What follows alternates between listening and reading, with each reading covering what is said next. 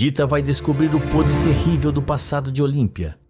E essa revelação vai virar a arma perfeita para sua vingança, destruindo a carreira da rival de uma vez por todas. Nos próximos capítulos de Eita Mundo Melhor, a guerra explode dentro da Rádio Paraíso, quando Ernesto tenta lançar um programa rival para humilhar Lúcio e sufocar a radionovela. É aí que Dita, cansada das provocações e golpes baixos de Olímpia, decide que não vai mais engolir calada. Ela parte em busca da verdade e acaba encontrando algo muito pior do que imaginava. Um passado criminoso enterrado sob o nome falso da artista. Com a ajuda do detetive Sabiá, Dita transforma esse segredo em munição e, no momento mais importante, com a rádio lotada, repórteres presentes e Ernesto preparado para se exibir, ela revela tudo, detonando a máscara de Olímpia diante de todos. A partir daqui, a queda da impostora é inevitável e a vitória de Dita absoluta.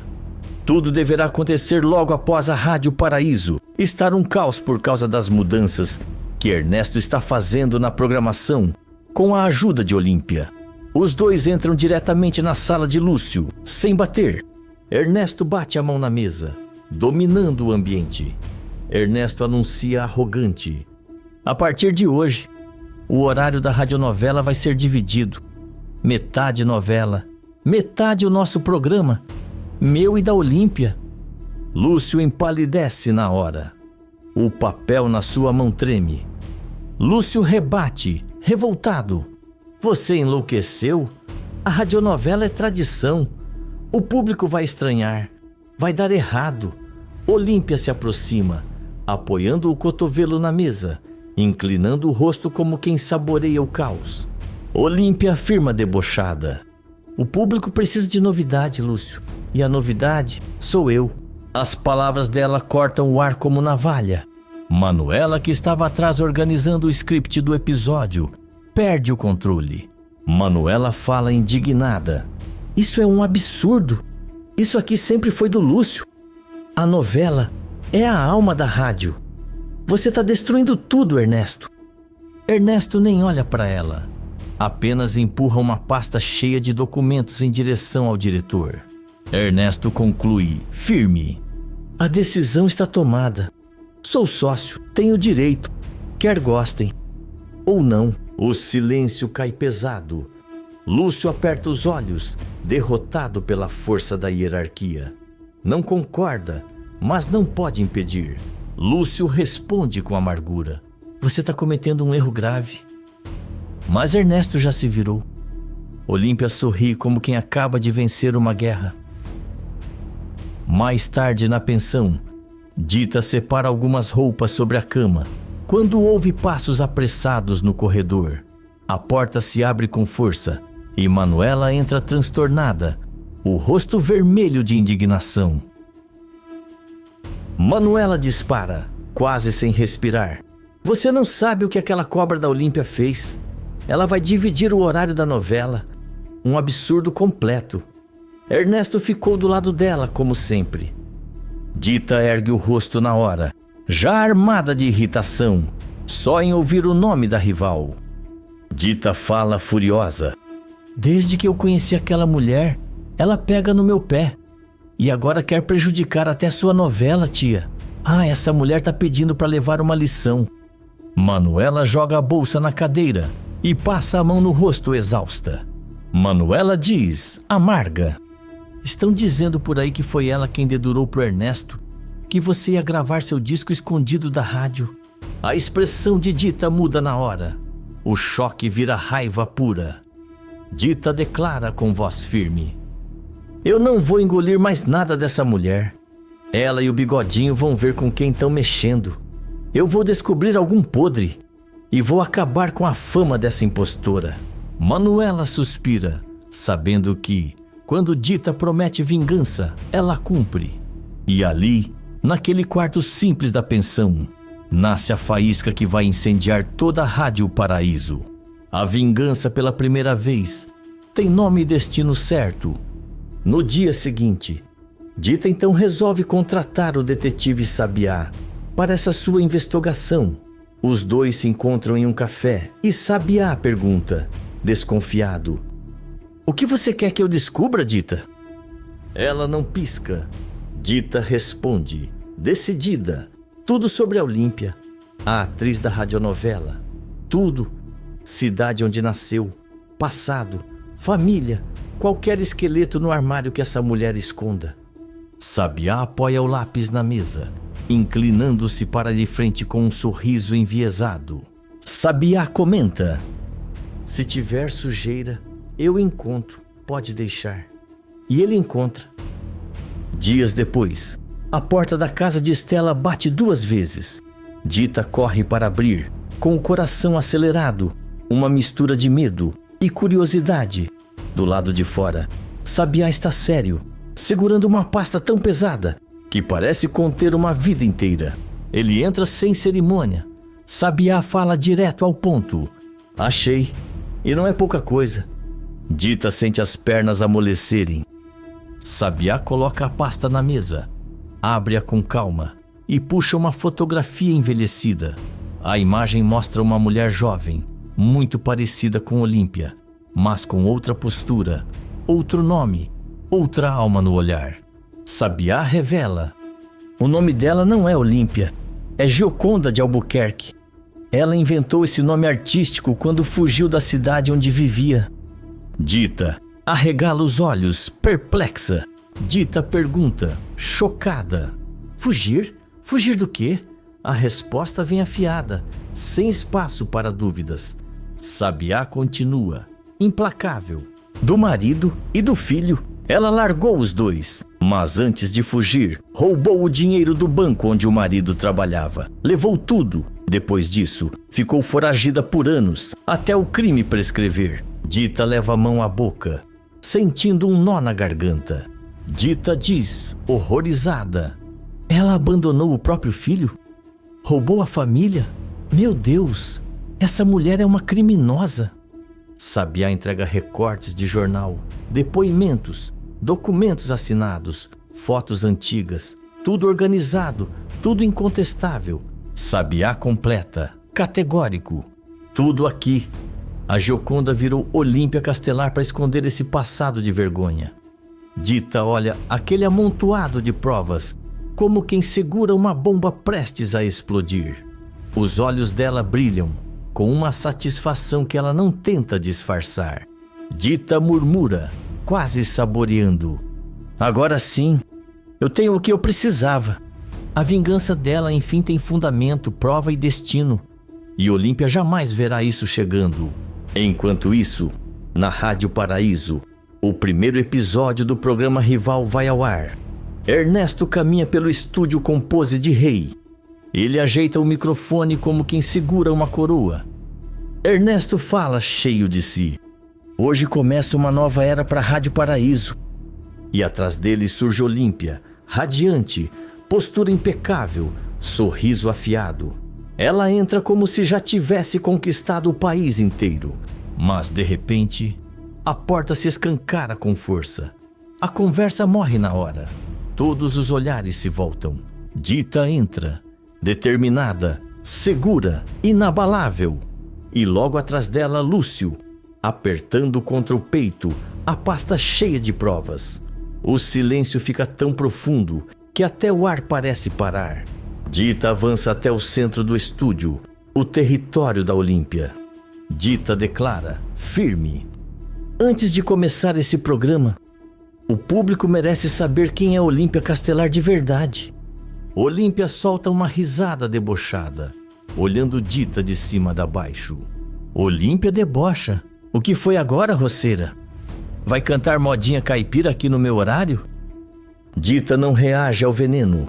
Ela apenas abre a pasta, tira de dentro um jornal antigo e ergue para todos verem. Dita fala, alto e claro: "Não, vou contar quem você é, ou melhor, quem você foi." Ela vira a página e a foto de Gioconda de Albuquerque aparece. Dita anuncia: Gioconda de Albuquerque, foragida por roubo, abandonou o marido. Abandonou o próprio filho. Fugiu com o dinheiro do banco, onde o marido trabalhava. Uma criminosa, fingindo ser estrela. O estúdio se transforma num mar de cochichos chocados. Ernesto empalidece, incapaz de falar. Lúcio aperta os lábios, devastado. Técnicos trocam olhares de incredulidade. Olímpia explode. Olímpia grita: "Isso é mentira, calúnia. Você é só uma roceira invejosa que não aceita o meu brilho." Mas Dita dá um passo adiante, sem medo.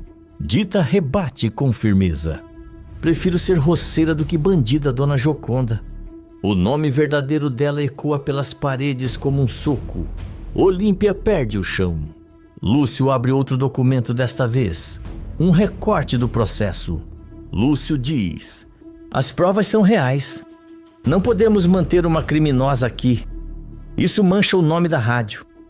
Olímpia arregala os olhos, implorando um gesto de Ernesto. Mas Ernesto hesita apenas por um segundo.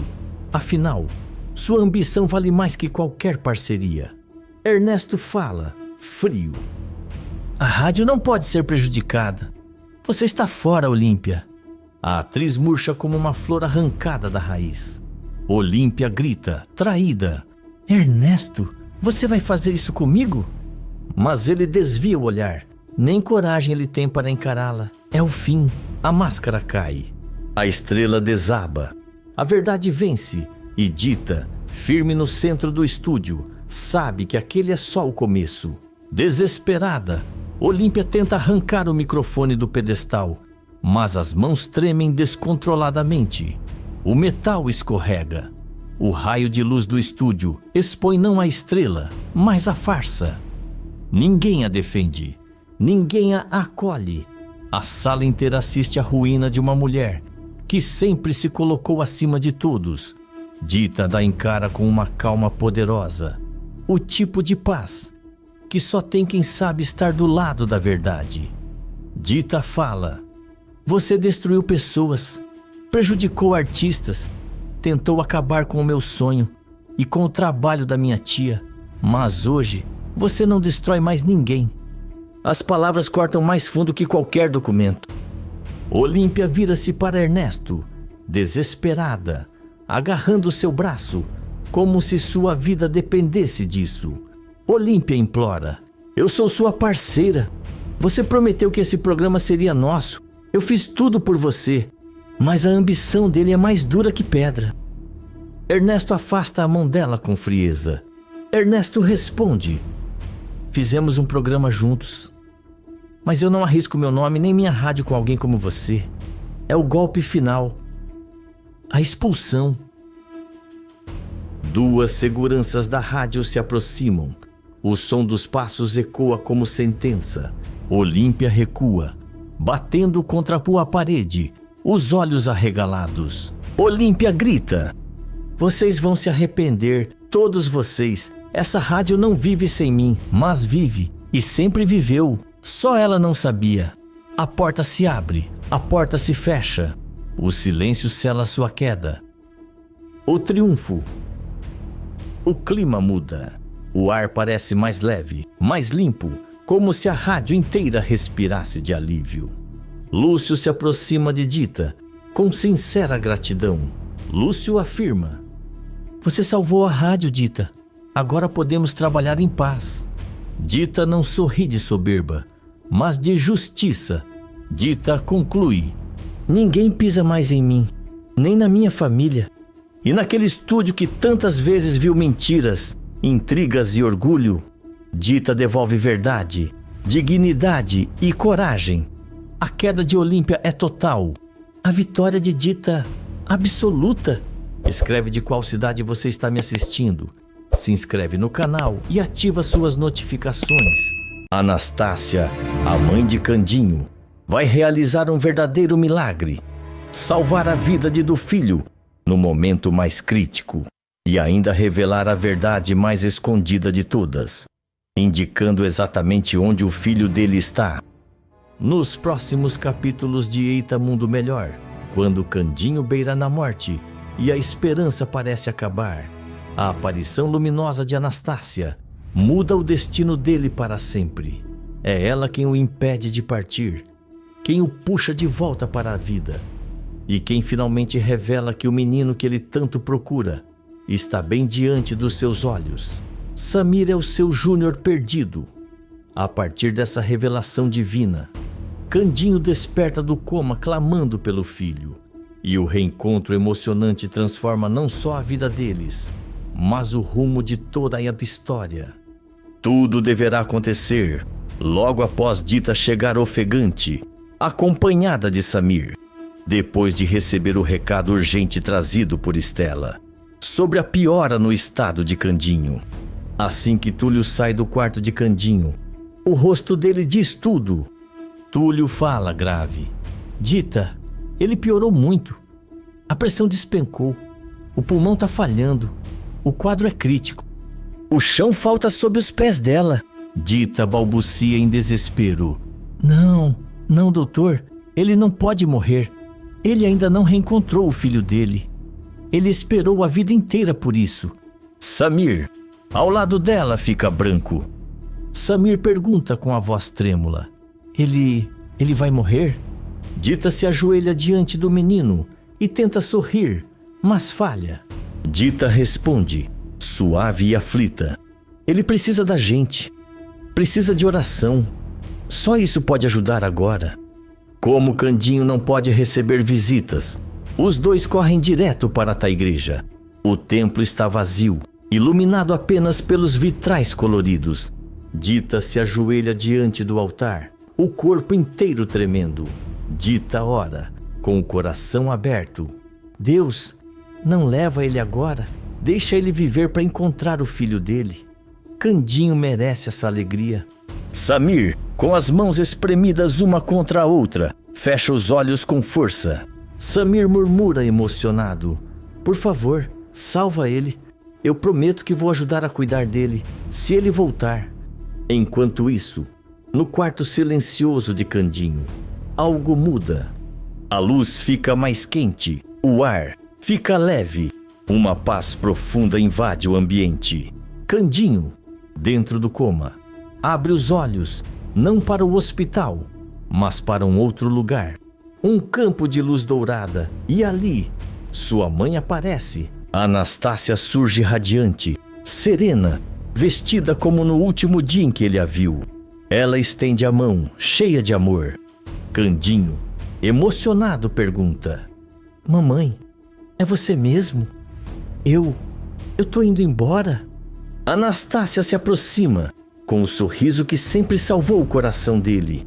Anastácia responde: Só se o seu coração quiser, meu filho. Mas você ainda tem uma missão aqui. Uma verdade que precisa ser vivida. A partir desse instante, o milagre começa a se desenhar.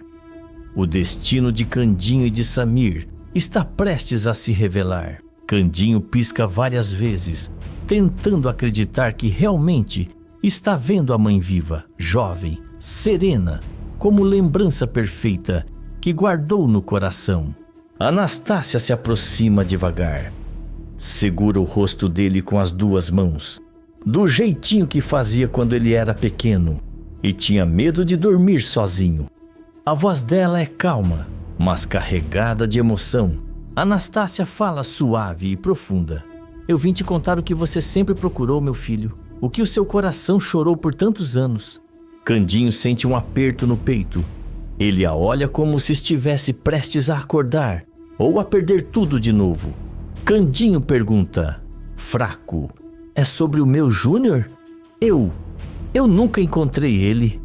Anastácia sorri com a ternura de sempre, mas com uma firmeza nova, uma certeza absoluta. Anastácia revela: Encontrou sim. Tá mais perto do que você imagina. O Samir é o seu Júnior. O mundo de Candinho parece virar de cabeça para baixo. Ele prende a respiração, leva as mãos à boca, os olhos marejam. Candinho diz, em choque: Não pode ser. O Samir é meu filho. Anastácia confirma com um aceno sereno. Anastácia explica: Ele nasceu com a marca, a mesma que você tinha quando era bebê. A asinha na perna esquerda, igualzinha, é o sinal da sua linhagem, da verdade que ninguém conseguiu apagar. Uma imagem invade a mente de Candinho. Samir correndo pela vila, o calção levantando, a pequena marca revelada, sem que ele desconfiasse. Ele desaba. Candinho exclama chorando: meu Deus, meu menino, eu estive o tempo todo com ele e não sabia. Anastácia o abraça com carinho, passando a mão nos cabelos dele, como fazia quando ele tinha febre. Anastácia afirma: agora você sabe, e sabe também que o seu lugar não é aqui comigo, é lá, ao lado dele. Ele te espera, meu filho. O destino de vocês dois nunca deixou de ser o mesmo. Candinho aperta o abraço, desesperado, como se temesse perdê-la de novo. Candinho implora: mamãe, me ajuda, eu não posso morrer agora. Não sem abraçar meu filho, não sem ser pai dele. Por favor, me ajuda a voltar. Anastácia segura o rosto dele com doçura infinita. Anastácia promete: volta, Candinho. Eu vou te devolver para a vida, para ele, para a história que ainda está só começando. A luz ao redor começa a tremer. A visão se desmancha como poeira dourada. E Candinho sente o corpo cair de volta ao mundo. O milagre está prestes a se cumprir. O respirador ao lado da cama faz um som constante, suave, empurrando ar para os pulmões de Candinho. De repente, algo muda. A respiração dele se aprofunda, os dedos se mexem, como quem desperta de um sonho profundo. O peito sobe com mais força. E então, num sobressalto, como quem volta do fundo de um rio, Candinho acorda. Os olhos dele se abrem de uma vez, arregalados, procurando o mundo ao redor, e ele grita o nome de Samir. Túlio, que estava sentado ao lado, acompanhando cada movimento manualmente, percebe na hora.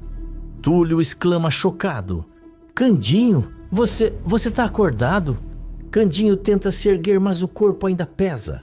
A voz sai fraca, mas carregada de urgência. Candinho fala ofegante: eu preciso ver o Samir. O Samir é meu filho. Eu preciso dele. Túlio congela, completamente pego de surpresa.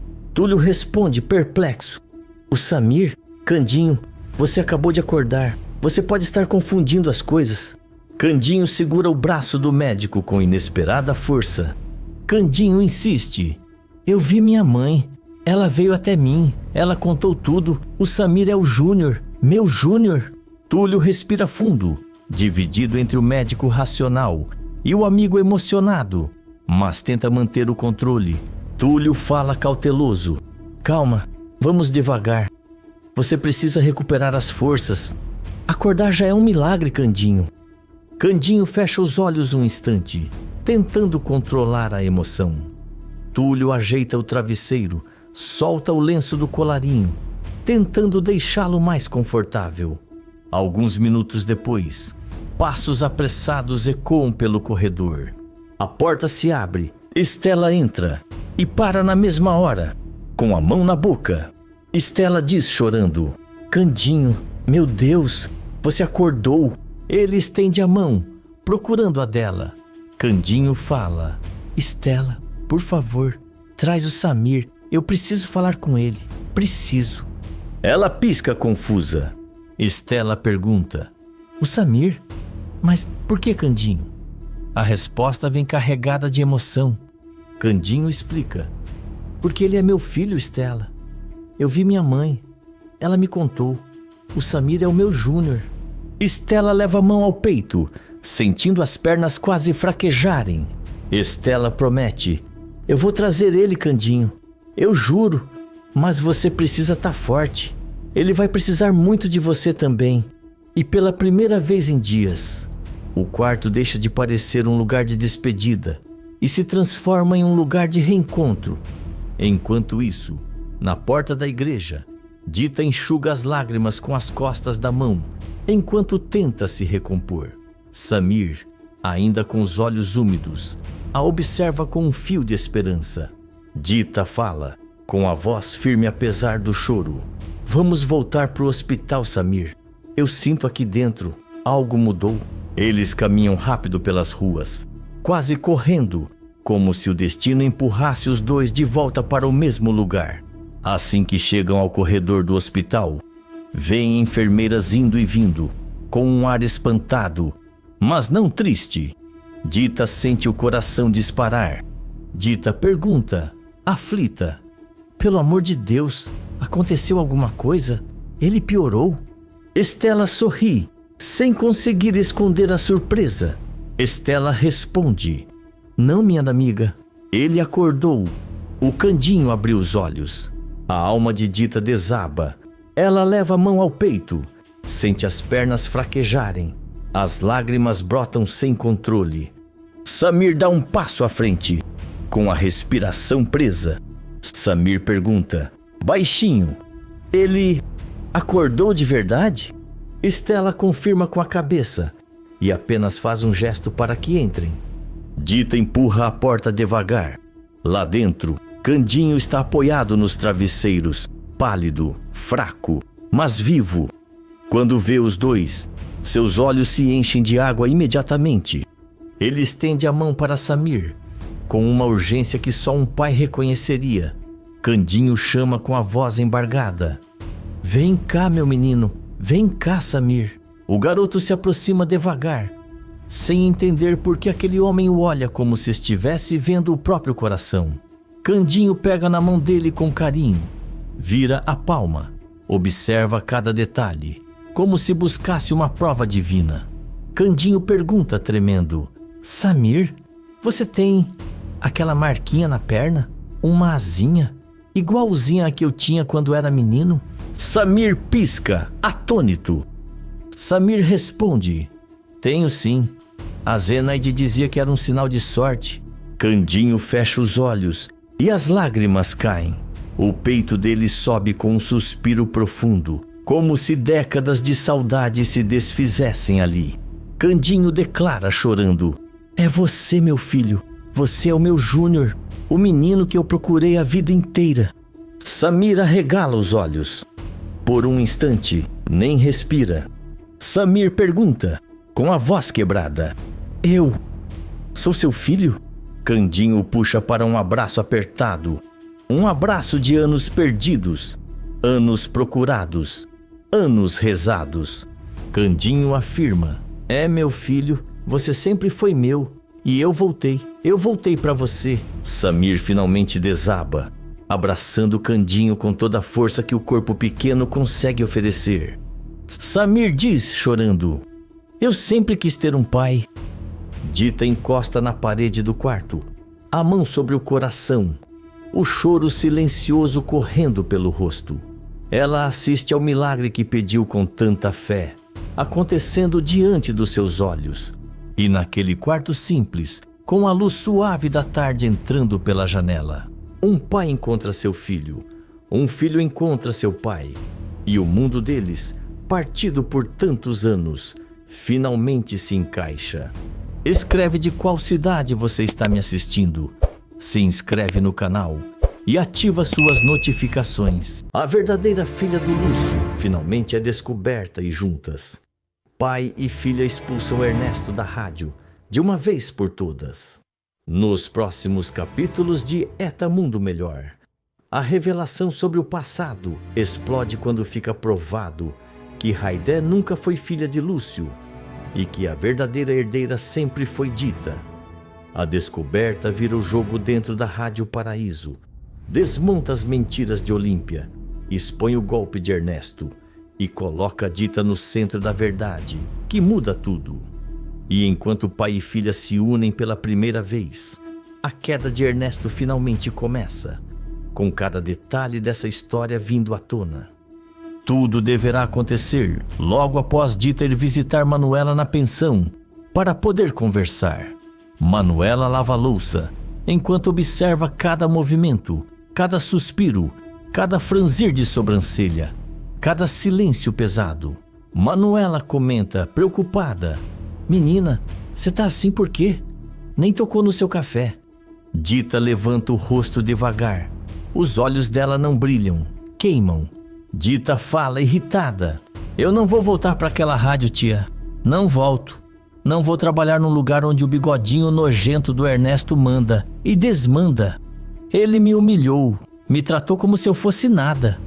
Manuela seca as mãos na toalha e se aproxima, sentando-se ao lado da afilhada.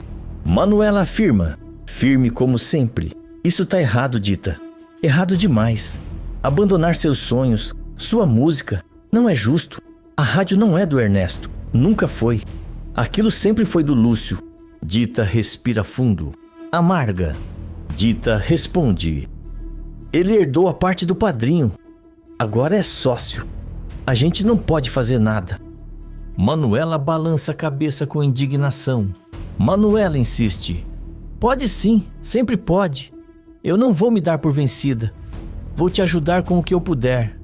Antes que Dita responda, a porta da pensão se abre. Lúcio entra com seu sorriso educado, cheiro de colônia e a postura de sempre. Ele cumprimenta as duas, dá um beijo carinhoso em Manuela e se senta sem perceber a tensão no ar. Lúcio pergunta, curioso: que cara é essa? Aconteceu alguma coisa?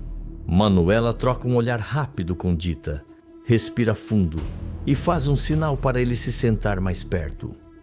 Dita tenta se levantar para deixá-los à vontade, mas Lúcio gentilmente segura o braço dela. Lúcio fala preocupado: pode ficar, Dita. Você também faz parte disso. Manuela fica séria. O clima muda. Manuela questiona: o que foi que aconteceu lá na rádio, Lúcio? Tá com essa cara desde ontem.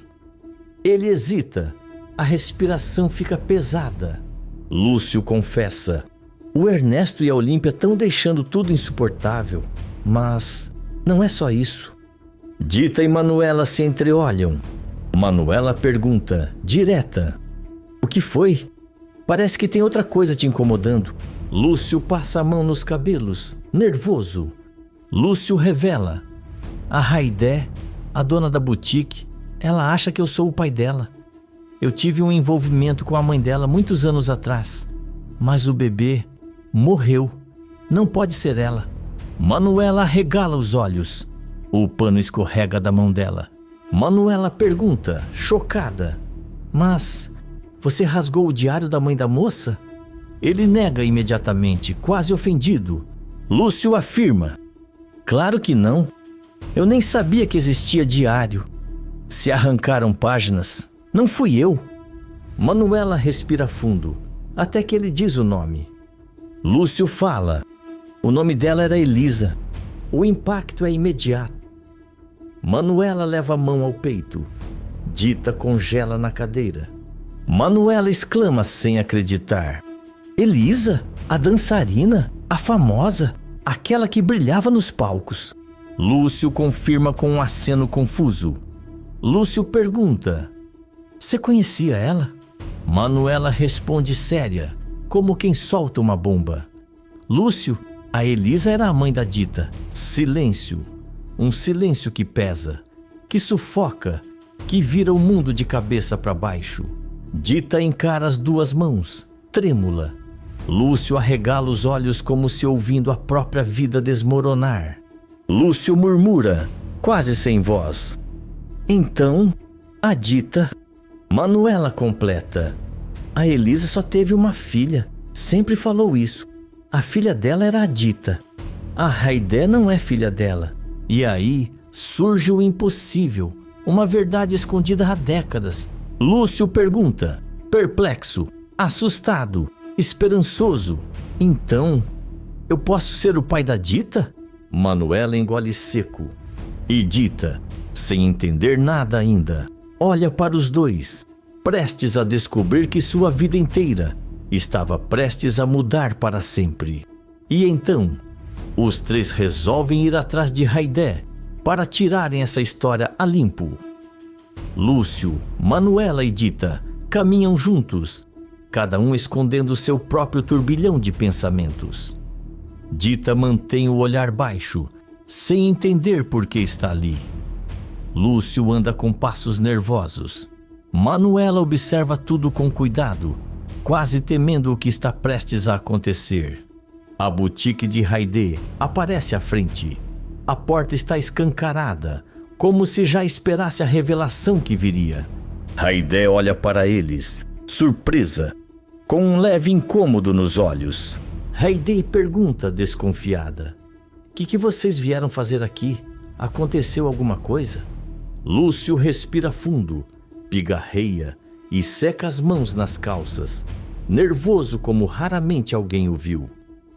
Lúcio responde sério: "Sim, aconteceu. E a gente precisa esclarecer um assunto. Você merece ouvir a verdade, inteirinha." Haydée cruza os braços, já se armando emocionalmente. Mesmo assim, dá um passo para trás, permitindo que entrem. Dita observa tudo como quem entra num lugar desconhecido da própria vida. Lúcio se posiciona no centro da boutique. O ar parece pesado. Lúcio começa cuidadoso: "Haydée, quando eu disse que não era seu pai, eu falei a verdade." O rosto de Haydée fica rígido. Sua respiração falha. Haydée fala, ferida: Mas o diário dela, ele foi rasgado. As páginas que falavam de mim sumiram. Você sumiu com elas para esconder a verdade." Manuela dá um passo à frente. Manuela afirma, firme: "O Lúcio não rasgou nada. E tem mais coisa que você precisa saber. A Elisa, sua mãe, ela não era quem você pensa." Haydée virou bruscamente. Haydée protesta indignada: "Como não? Eu vivi minha vida toda acreditando nisso." Manuela continua, firme como uma rocha. Manuela fala: "A Elisa só teve uma filha, Haydée. Uma única filha. E essa filha é a Dita." O silêncio explode na boutique. Dita arregala os olhos, o corpo inteiro tremendo. Haydée fica pálida, como se tivesse levado um soco no estômago. Haydée grita desesperada: "Não, isso não é possível. Minha mãe sempre disse." Manuela a corta com firmeza, sem deixar a dúvida crescer. Manuela declara: "A mulher que te criou não era a Elisa. Você foi criada por outra pessoa. A Elisa, a dançarina, a famosa, só teve uma filha. E eu conheci essa menina desde pequena. Era a Dita." Dita segura o balcão com as mãos suadas, como se o chão estivesse afundando sob os pés. Dita pergunta, chocada, quase sem voz: "Então, o senhor pode ser meu pai?" Lúcio dá alguns passos até ela, as mãos tremendo, os olhos brilhando com emoções antigas demais para nomear. Lúcio responde, com a voz embargada: "Tudo indica que sim, Dita. Eu não sabia que você existia, mas sua mãe, a Elisa, ela falava de mim?" Manuela confirma, com um sorriso triste. Manuela diz: "Falava sim. Falava de um homem elegante, gentil, um amor rápido, mas marcante. E logo depois, descobriu a gravidez." Haydée cai na cadeira atrás do balcão, chorando alto, não só por perda, mas por confusão, raiva e desamparo. Haydée afirma, arrasada: "Então, eu vivi acreditando numa mentira a vida inteira?" Lúcio se aproxima, se ajoelha ao lado dela e segura suas mãos. Lúcio fala com delicadeza: "Você continua sendo importante, Haydée. Continua sendo querida. A diferença é que, biologicamente, você não é minha filha. Mas é Dita quem sente o impacto maior." Ela leva a mão ao peito, sem fôlego. Dita sussurra: "Eu, filha do dono da rádio, meu Deus, o mundo dela e o mundo deles acaba de mudar para sempre." Logo depois, Dota, Lúcio e Manuela resolvem continuar a conversa na casa de Stella. Dita está sentada no sofá, as mãos entrelaçadas no colo, o olhar perdido. A revelação ainda pulsa dentro dela como um trovão. Lúcio, visivelmente tocado, se aproxima devagar. Ele se senta ao lado dela com cuidado, como quem tem medo de quebrar algo muito frágil. Lúcio fala emocionado: "Eu nunca imaginei, nunca mesmo, que tivesse uma filha. Muito menos alguém como você, Dita. Dita respira, trêmula. Baixa os olhos, tímida. Um gesto quase infantil, mas de uma profundidade enorme. Dita responde com a voz embargada: eu sempre admirei o senhor, sempre, desde antes de saber de tudo isso. Mas saber que é meu pai, isso muda tudo. Eu não sei nem o que sentir. Lúcio sorri, com uma ternura que ela nunca tinha visto nele. Lúcio diz, suave: sinta só o que fizer sentido agora. O resto, a gente descobre junto, minha filha. A palavra minha filha faz Dita fechar os olhos por um instante. Um calor novo nasce no peito dela, uma mistura de alívio, surpresa e orgulho. Depois de um longo silêncio, Dita inspira fundo. Quando abre os olhos, eles não tremem mais, eles queimam. Dita fala decidida: pai, o Ernesto não pode continuar na rádio. Ele não presta. Ele humilhou a mim, humilhou o senhor e quer destruir tudo que vocês construíram. Eu não posso aceitar isso. A gente não pode. Lúcio endireita o corpo, firme. Lúcio afirma: ele não vai destruir mais nada. Não agora que eu sei quem eu sou. E muito menos agora que eu sei quem você é, minha filha. Dita sorri, um sorriso pequeno, mas cheio de força. E ali, naquele instante, nasce algo que Ernesto jamais imaginaria enfrentar. Os dois passam a tarde inteira conversando, unindo memórias, descobrindo histórias, abrindo feridas antigas e fechando vazios que ambos carregaram por anos. E quando finalmente levantam, já tem um único propósito. Eles vão até o escritório de um advogado bem recomendado por Manuela. A mesa é tomada por papéis, pastas, contratos antigos da Rádio Paraíso e, no centro, o documento mais importante. O advogado revisa linha por linha, até suspirar, tirando os óculos. Advogado explica: Ernesto herdou apenas cotas de lucro, nada mais. Ele não tem autoridade de gestão. Não pode interferir em programação, contratação, decisões. Quem manda na rádio é você, Lúcio. Sempre foi. Dita fecha o punho, com um brilho triunfante. Dita declara com firmeza: então amanhã a gente acaba com o reinado daquele bigodudo. A Rádio Paraíso vai voltar para as mãos de quem merece. Lúcio sorri, orgulhoso da filha que acabou de encontrar. E os dois deixam o escritório lado a lado, agora não apenas como aliados, mas como pai e filha prontos para derrubar o tirano que tomou o que não lhe pertencia. No dia seguinte, Ernesto está dentro do estúdio da rádio, arrumando os papéis de seu novo programa com Olímpia. Os dois sorriem, confiantes, achando que estão prestes a assumir o controle do local. Olímpia comenta, convencida: assim que esse programa começar, aquela radionovela fracassada cai de vez. Ernesto sorri. Ernesto comenta: hoje eu vou mostrar quem manda nessa rádio. Mas a porta se abre com força. Lúcio entra. Dita entra atrás dele, com a cabeça erguida. Os dois caminham até o centro da sala. Lúcio fala firme: Ernesto, você não vai fazer programa nenhum. Ernesto ri, sarcástico. Ernesto provoca: e por acaso essa metade da rádio que é minha vai se curvar para você? Ou para essa roceira aí? Dita dá um passo à frente. Dita afirma, gelada: me respeite e respeite meu pai. Olímpia regala os olhos e questiona: seu pai? Dita sorri e retruca: pois é, fiquei sabendo que ele é meu pai sim, Olímpia. Para você ver como são as coisas. Ernesto congela. Lúcio segura a documentação. Lúcio declara: voltamos do advogado. E a verdade é simples. Você só tem direito ao lucro da rádio. Não pode mandar em nada. Nenhuma programação, nenhum programa, nenhuma decisão. Isso cabe a mim. Ernesto perde a fala. Olímpia tenta defender. Olímpia diz: isso é um absurdo. A rádio... Dita na corta firme: a rádio é da família. Eu sou filha do Lúcio. E você, Olímpia, não passa de uma artista a serviço de um ladrão de mérito. Ernesto tenta protestar, mas Lúcio ergue a mão.